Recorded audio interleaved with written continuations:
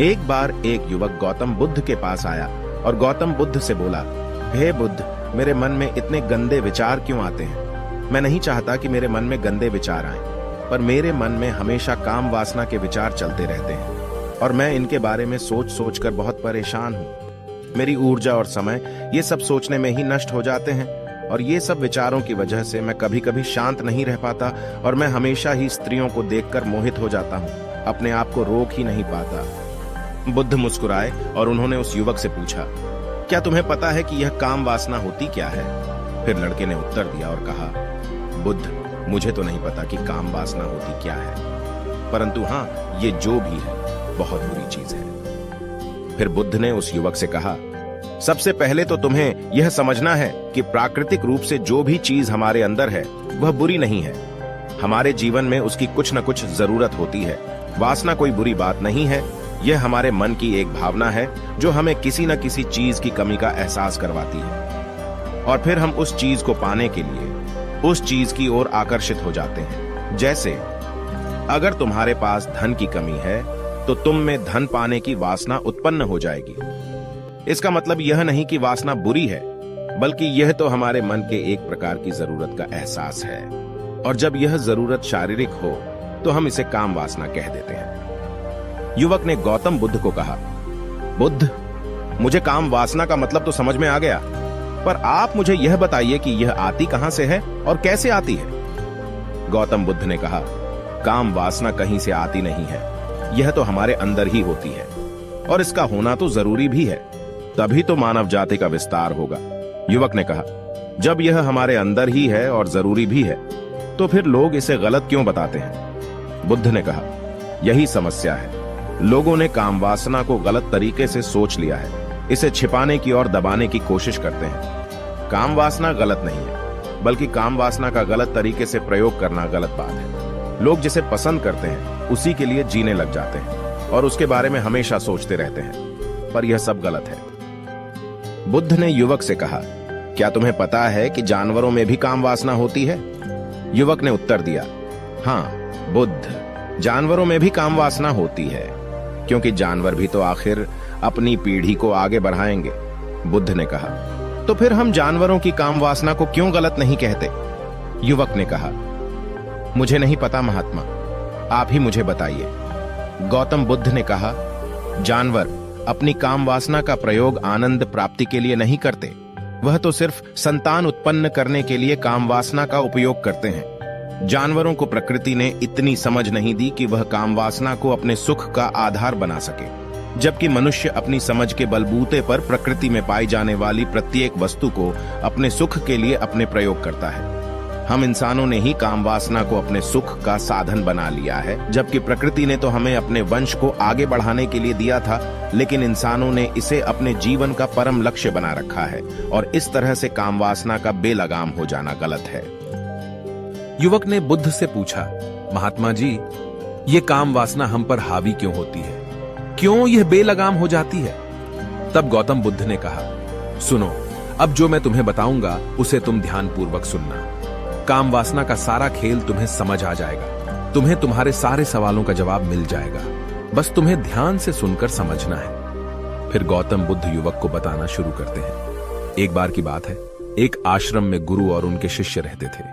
शिष्य रोजाना आश्रम के बाहर स्थित गांव में भिक्षा लेने के लिए जाते थे। शिष्य जो गांव में भिक्षा लेने जाता था, उस रास्ते में एक नदी पड़ती थी जिससे वह रोज भिक्षा लेने जाता था। एक दिन उसने देखा कि एक लड़का पेड़ के पीछे छिपा है। उसने लड़के के पास जाकर पूछा, भाई, तुम इस पेड़ के पीछे छिपकर क्या देख रहे हो?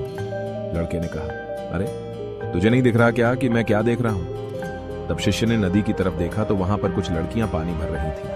लड़कियां 14-15 साल की हुई। तब शिष्य ने लड़के से कहा, अरे भाई, वहां पर तो लड़कियां पानी भर रही हैं, इसमें छिपकर देखने वाली क्या बात है? तब वो लड़का शिष्य की तरफ देखकर उससे कहता है, अरे पागल, तुम्हें दिखाई नहीं दे रहा क्या कि मैं क्या कर रहा हूं? वह परियां कैसे नदी से पानी निकाल रही है, जरा उनकी अदाओं को देखो, उनके कोमल शरीर को देखो, उनकी पतली कमर मटके को उठाते समय कैसे बल खाती है और उनके बाल उनकी कमर पर कैसे लहरा रहे हैं, मानो सुंदरता बिखरी पड़ी। शिष्य फिर नदी की तरफ देखता है और इस बार वह देखता ही चला गया। अभी तक तो उसे कुछ भी नजर नहीं आ रहा था और वह बिल्कुल निर्भय था। उसे किसी बात का कोई डर नहीं था, लेकिन अब वह छुपने लगा और उन लड़कियों को देखने लगा जैसे उसने कोई अपराध कर दिया हो। और जब वो छुपकर उन लड़कियों को देख रहा था तभी वो अंदर से कांप गया और उसने कहा कि यह मैं क्या कर रहा हूं? मैं जो भी कर रहा हूं वह सही नहीं है, मुझे यहां से चले जाना चाहिए। और फिर वह जल्दी से वह से चला जाता है। फिर वह आश्रम पहुंच जाता है। आश्रम जाकर वह अपने कार्यों में लग गया, लेकिन जो अभी वह देख कर आया था वही उसकी आंखों के सामने बार बार आ रहा था। उसके मन में वही दृश्य चल रहा था। उसका मन वही सब कुछ देखने के लिए ललचा रहा था। उसका किसी भी काम में मन नहीं लग रहा था। सुबह होते ही वह रोज भिक्षा के लिए आश्रम से जल्दी निकल जाता और नदी के पास वाले पेड़ के पास जाता जहां वह लड़का पहले से मौजूद रहता था। उसके साथ मिलकर लड़कियों को छुप कर देखता था। अब वह रोज ऐसा करने लग गया। उसका मन अब किसी भी काम में नहीं लगता था। वह हमेशा किसी न किसी प्रकार के विचारों में उलझा रहता था। वह आश्रम के कार्यों को भी ठीक ढंग से नहीं कर पा रहा था। न वह ठीक से सो पाता था और न ठीक से खाना खा पाता था। उसका मन बेचैन सा रहता था। उसका मन बार बार उन लड़कियों के सौंदर्य को देखने के लिए ललचाता था। जब गुरु भिक्षा देते तब भी उसका मन कहीं और विचारों में खोया रहता था। गुरु ने अपने शिष्य की इन हरकतों को देखा। तब एक दिन गुरु ने शिष्य को अपने पास बुलाया और कहा, आज से मैं भी तुम्हारे साथ भिक्षा मांगने चलूंगा। तुम और मैं साथ साथ भिक्षा मांगने चलेंगे। तभी शिष्य ने गुरु को मना करते हुए बोला, नहीं गुरुदेव, आप परेशान क्यों हो रहे हो? मैं अकेले ही ठीक से भिक्षा मांग सकता हूं। गुरु ने शिष्य से कहा, ठीक है, तुम अकेले ही भिक्षा मांगने जाओ। इसके बाद शिष्य भिक्षा मांगने निकल गया। शिष्य के जाने के बाद गुरु भी आश्रम से निकल गए और शिष्य का पीछा करने लगे कि वह कहां जाता है, किससे मिलता है। यह सब देखने के लिए उसके पीछे पीछे चलने लगे। थोड़ी दूर जाने के बाद गुरु ने देखा कि उनका शिष्य एक लड़के के साथ एक पेड़ के पीछे अपराधी की तरह छिपा हुआ है और छिपकर कुछ देख रहा है। गुरु भी अपने शिष्य के पीछे जाकर खड़े हो गए, यह देखने के लिए कि आखिर उनका शिष्य क्या देख रहा है जिसके लिए वह पेड़ के पीछे अपराधियों की तरह छिपा पड़ा है। गुरु ने देखा कि उनका शिष्य पेड़ के पीछे छिपकर लड़कियों को देख रहा है जो नदी से पानी भर रही है। तभी गुरु ने शिष्य से कहा, क्या तुम लड़कियों से भी भिक्षा लोगे?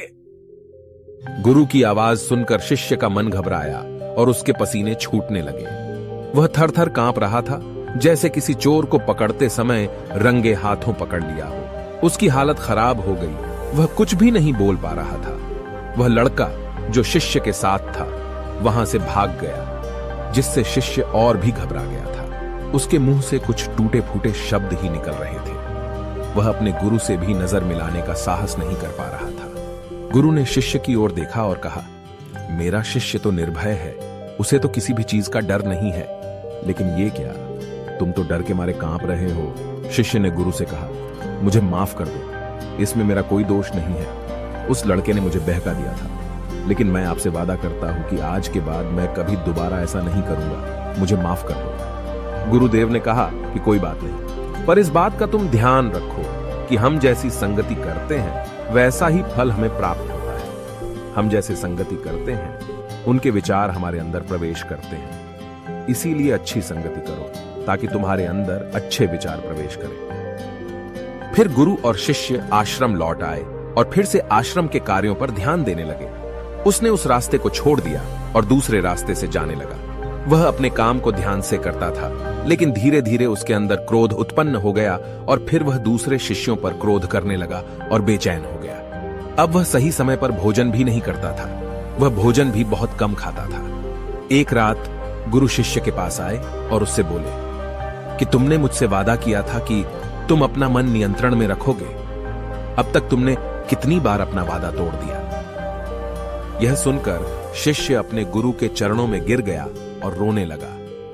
रोते रोते ही उसने गुरु से कहा कि गुरुदेव, मैं कई बार अपना वादा तोड़ चुका हूं, फिर वादा कर लेता हूं, लेकिन हर बार मैं वादा तोड़ देता हूं। मेरा मन मेरे नियंत्रण में है ही नहीं। मैं बहुत कोशिश करता हूं कि मैं अपने मन से सारे बुरे विचारों को निकाल दूं, लेकिन मैं चाहकर भी ऐसा नहीं कर पा रहा हूं। फिर गुरु ने शिष्य को कहा, चलो मेरे साथ। गुरु शिष्य को आश्रम के बगीचे में लेकर गए और शिष्य से कहा, देखो यहाँ पर कुछ नालियां बनी हुई है जिससे नदी का पानी इन पौधों तक आ रहा है और यह पानी निरंतर भाव से बह रहा है।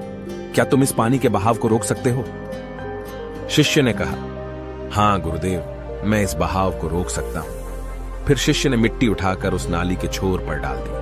वह पानी थोड़ी देर के लिए रुक गया और फिर थोड़ी देर बाद उस रेत के ऊपर से पानी आया। गुरु ने शिष्य से कहा, अरे ये क्या, ये पानी तो रुका ही नहीं। फिर से उसने कुछ कंकर पत्थर उठाकर उसे नाली में डाल दिए और फिर थोड़ी देर के लिए पानी रुक गया, लेकिन फिर थोड़ी देर बाद ही उन कंकर पत्थरों के ऊपर से पानी निकल आया। गुरु ने कहा, शिष्य यह क्या हुआ? पानी तो फिर से आ गया। तुम तो बोल रहे थे कि तुम इसे रोक दोगे। क्या हम किसी चीज को पूरी तरह से रोक सकते हैं? तब शिष्य ने कहा, कोई बात नहीं गुरुदेव, मैं इस पानी को तो रोक कर आपको दिखाऊंगा। फिर उसने एक बड़ा सा पत्थर लेकर आया और उसे नाली पर डाल दिया। पानी रुक गया। तब शिष्य ने गुरु से कहा, देखा गुरुदेव, मैंने कहा था ना कि पानी को मैं रोक दूंगा।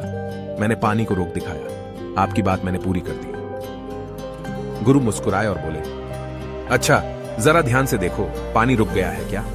वो तो पीछे की नाली तोड़कर बाहर आ गया और अगल बगल से बह रहा है। और ध्यान से देखो, इस पत्थर के आगे भी आ गया और यह पानी अपना रास्ता बदलकर फिर से आगे की तरफ बह जाएगा। फिर थोड़ी देर बाद ऐसा ही हुआ। फिर गुरु ने शिष्य को समझाया, तुम्हारे साथ भी तो ऐसा ही चल रहा है। तुम बार बार प्रयास कर रहे हो, बड़े से बड़ा प्रयास कर रहे हो, पर हर बार तुम्हारा प्रयास टूट रहा है और यह हमेशा टूटता ही रहेगा। यह पत्थर तुम्हारा प्रयास है और यह पानी तुम्हारे विचार। तुम कितना भी बड़ा पत्थर रख लो, लेकिन पानी तो अपना रास्ता बना ही लेगा। यह देखकर शिष्य ने पूछा, हे गुरुदेव, क्या कोई तरीका नहीं है जिससे मैं गंदे विचारों से बाहर निकल सकूं? गुरु ने कहा, एक तरीका है। यह पानी जिस नदी से आ रहा है, तुम वहां से इस पानी का रास्ता ही बदल सकते हो। गुरु शिष्य को एक नदी के पास ले गए जहां से उस बगीचे में पानी आ रहा था। गुरु ने शिष्य से कहा, वो पानी इसी नदी से जा रहा है।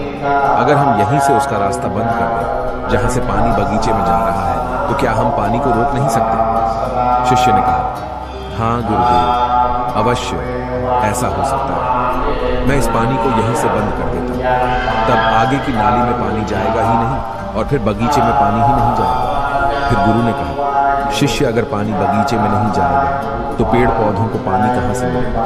उन पेड़ पौधों को तो पानी की आवश्यकता है। फिर शिष्य ने विचार किया और कहा, मेरे मन में तो यह बात आई ही नहीं, इस पानी का बगीचे में जाना जरूरी भी है। गुरु ने कहा, और उन पेड़ पौधों में कुछ ऐसे हैं जिनको रोज पानी की आवश्यकता है, वो तो मुरझाकर मर ही जाएंगे। पानी तो हमें खोलना ही होगा। शिष्य ने गुरु की बात सुनकर पानी का रास्ता खोल दिया। तब गुरु ने पूछा, अगर हम इस नदी के पूरे पानी को बगीचे की तरफ मोड़ दें तो क्या होगा? शिष्य ने उत्तर दिया, गुरुदेव, वहां पर जितने भी पेड़ पौधे हैं वो सब गलकर नष्ट हो जाएंगे और वहां पर कुछ नहीं बचेगा। गुरु मुस्कुराए और बोले, तुम इस बात को समझो, हमें किसी भी चीज को रोकना नहीं है, बस हमेशा संतुलन बनाए रखना है। कम पानी से भी पौधे नष्ट होते हैं और ज्यादा पानी से भी पौधे नष्ट होते हैं। हमारा जीवन संतुलन से ही चलता है। गुरु ने शिष्य से कहा, अगर मैं तुम्हें कुछ कहूं कि तुम आम के बारे में मत सोचो, तो तुम्हारे मन में सबसे पहले किसका चित्र आएगा? शिष्य ने बोला, गुरुदेव, मेरे मन में तो पहला चित्र आम का ही आएगा। गुरु ने कहा, जब हम गंदे विचारों को जबरदस्ती रोकने का प्रयास करते हैं तो वे और भी मजबूती से हमारे अंदर प्रवेश करते हैं। इसीलिए हमें उन्हें कभी भी दबाने की कोशिश नहीं करनी चाहिए। फिर गुरु ने शिष्य को कहा, हमारे गंदे विचार बुरे लोगों की संगति करने की वजह से भी आते हैं। कभी कभी कामुकता हमारे अंदर होती नहीं है, लेकिन कुछ अश्लील लोगों के साथ रहने की वजह से ये हमारे अंदर हावी हो जाती है। फिर शिष्य ने कहा, गुरुदेव, आप सही कह रहे हैं, मैं अपने मार्ग से भटक गया था। फिर वह शिष्य उस रात बहुत ही चैन की नींद सोया।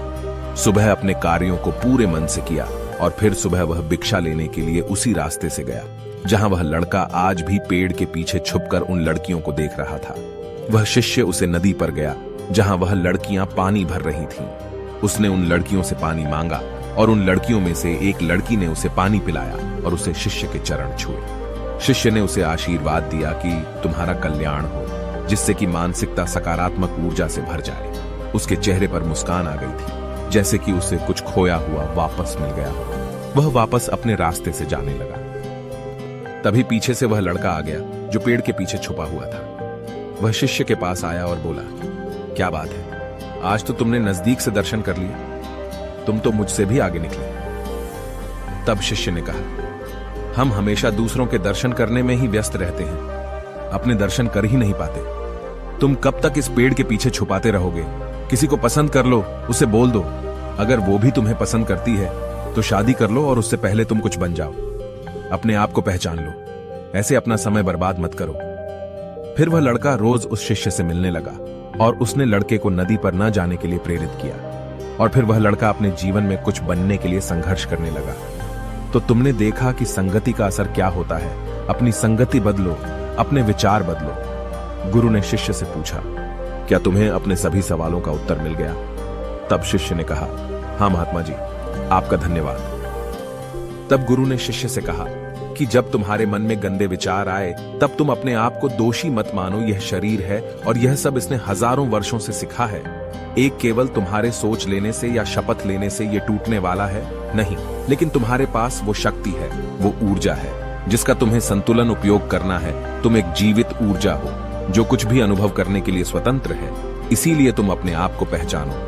इस कहानी से हमें यह सिख मिलती है कि हमारे विचारों का महत्व कितना अधिक होता है। हमारे विचार ही हमारे भविष्य की दिशा को निर्धारित करते हैं। हमें सकारात्मक विचारों को अपने मन में पूरी शक्ति के साथ अपनाना चाहिए ताकि हम सही दिशा में आगे बढ़ सकें।